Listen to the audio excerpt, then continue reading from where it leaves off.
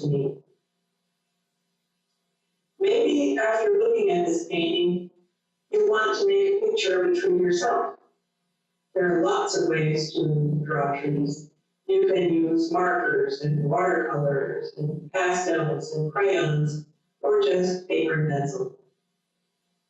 Maybe you would like to try one way that I have enjoyed for a long time. It is a formula or a recipe, and if you can remember that recipe, you can't go wrong. The recipe is H.V. See if you can remember that. I'm not going to go to my easel now, and maybe you'll get your pencil or paper and draw with me.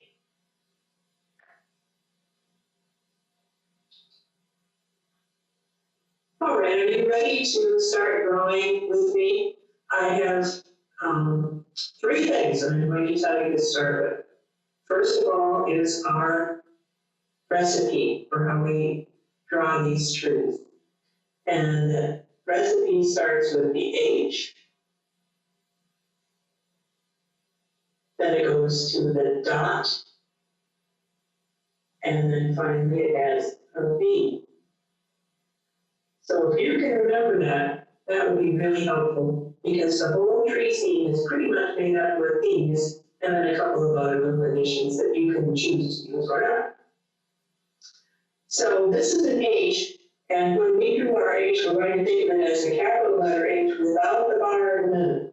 So it's really 2 lines side by side. That's called parallel lines. You may already know about parallel lines, but we want to start out with parallel lines on our page, about like this. Now your drawing won't be exactly like this, and that's fine. You shouldn't make it exactly like mine.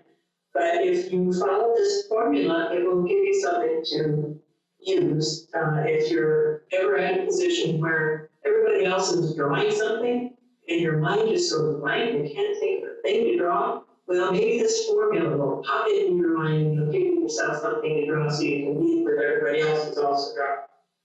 So you've got the parallel lines here, the capital letter H. On top of that, between these 2 lines, we make the dot. So that goes there. That's sort of like the golf ball on a tee, if you want to think about it. It sits right on top of those, and between those 2 parallel lines. Then what's next on our formula? The old V over here. So we're going to put the point of the V right on that dot. Make sure that the point goes right on the dot. You got that? So what comes next on our formula? Well, we've got H, dot, and V. We're going to repeat and go back to more H's. So we're going to make 2 parallel lines here with the side of the V that we just put on, and another one here.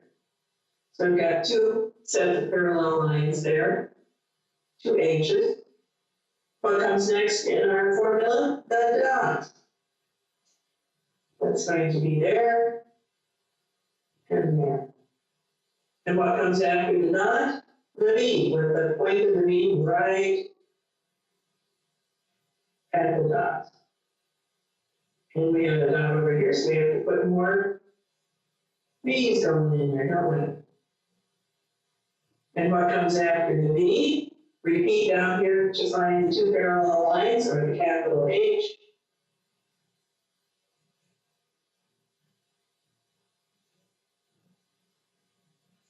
Making H's there. Now what comes after the H? The dot. Right up here at the top. Don't forget the dot. We've got 4, 1, 2, 3, 4 dots going. And after the dot is the V. Here we go with the V up here.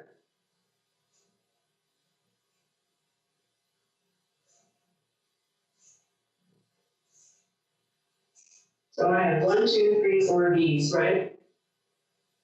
Now what comes after the V? We repeat down here to the H, making more parallel lines right along each leg of that V.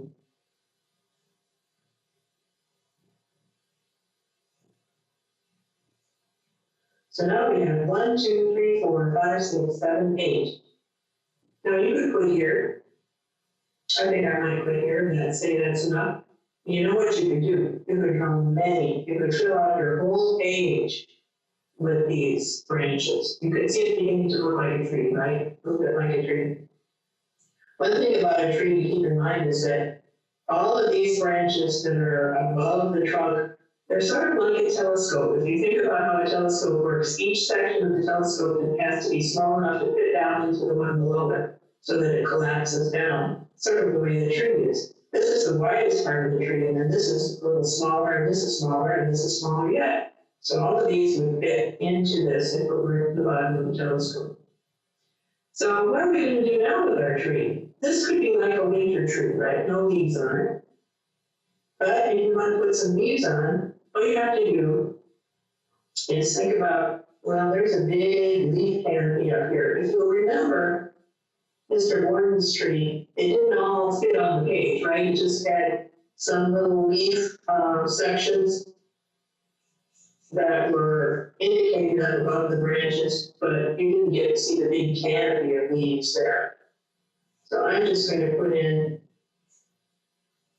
some leafy parts. And that looks like maybe there's 3 sections of big leafy parts there. And if you'll notice, one thing that I did is that when I came here, I stopped and I picked it up over on the other side. Remember we talked about overlapping earlier? Well, this branch here has overlapped this leaf line. It happened here again, so we brought the line here, stopped, so that the overlap of the branch came in here, and then we picked up the line, another branch overlapped the leaf, and then it picked up over there. So that gives us 3 dimensions right away when we do overlapping. This becomes less flat and more 3-dimensional. It has more depth to it. If you want to try another thing like that, let's put a ground line on here. This could be draw here, stop, pick it up on the other side. Maybe we're going to put some other trees here, and I'm going to stop that. So I'm going to put some trees in here yet. But this stops because this tree here is in front of that distant ground line. This is way across the back end of that part, way at the far end. And maybe this is going to be some more trees here. Stop, pick it up on this side, and over here. So this has overlapped both the ground line and this distant tree edge here. Now let's think about what we're going to do at the bottom of the tree. It can't be just kind of floating in space like that. That doesn't seem right, does it? Well, what do we have on the top of our H here? We have a dot and a V, right? When we put these all on. Well, why don't we turn that upside down and we put a dot down here and a V here, upside down. And then we make points. That gives you a root on your tree where it comes out of the ground. Now, you could stop there. But if you want to put some smaller trees, remember Mr. Borden's painting had some small trees all across the back here. We got some things going on, but we don't have any with trunks like Mr. Borden. So let's give ourselves some small trees back here. This is where I left this little gap. Now, if you're just doing this in pencil, you could have drawn this little across and just erased for your gap. The eraser is a friend of the artist. So we always want to use erasers, but we need to. Let's put ourselves with 2 trunks to start here, 2 parallel lines again. What goes on top of the parallel line? The dot. The dot. And finally, on top of that is the V. The V. And what comes up again? Parallel line beside the wing of the V. Maybe we'll make another one here, dot, dot, and V. And then what comes after that? More parallel lines up beside the wing of the V, and maybe that's enough. And when we give this one a root, put the dot down here. Small V. Close that up to a point. And then do you want to put some foliage on like that on these smalls? Or not? We're gonna put this up in here. Maybe this goes over here. And maybe there's a little bit of leafiness over in here, and a little like that. So does that make sense? You've got these trees are far back, so they're small. And if you put this one right next to this one, they might be the same size, but the fact that they're higher on the page means that they're farther back. And that they're smaller means they're also farther back. So you're getting a little bit more depth by putting them in this place. That make sense? So I hope you'll have fun with that. I will show you one other thing that I knew earlier. This is an example of your seeing if it were winter, there's no leaf canopy on it. So you can just decide to do the winter tree if you prefer. This has a lot more H dot and V action going on in here, and you'll find also that some of these are overlapping some others, and that gives you the three-dimensional thing again, doesn't it? Where we have one branch here in front and this one behind. This one came along here and stopped and then picked up on the other side. So I hope you've had fun with the H dot and V tree, and I hope you've had fun thinking about art today. Thanks for being with me, and have fun in art.